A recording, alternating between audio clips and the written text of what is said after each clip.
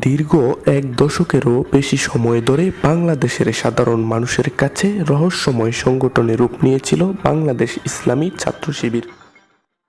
এটি বাংলাদেশ জামায়াতে ইসলামীর ছাত্র সংগঠন।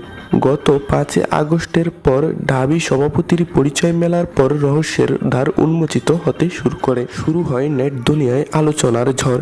সেই আলোচনায় নতুন মাত্রা যোগ করে সেক্রেটারি SM ফরহাদের পরিচয়। এরই মাঝে সকল আলোচনাকে ছাপিয়ে প্রকাশ হয় ঢাবি ছাত্র শিবিরের পূর্ণাঙ্গ কমিটি। জানা যাক কারা আছে সেই কমিটিতে। সভাপতি মোহাম্মদ সাদিক কায়েম, সেক্রেটারি SM ফরহাদ, সাংগঠনিক সম্পাদক মহিউদ্দিন খান, প্রচার ও মিডিয়া বিষয়ক সম্পাদক হোসাইন আহমেদ জুবায়ের, ছাত্র আন্দোলন বিষয়ক সম্পাদক মোহাম্মদ মাজহারুল ইসলাম, অফিস সম্পাদক ইমরান হোসাইন,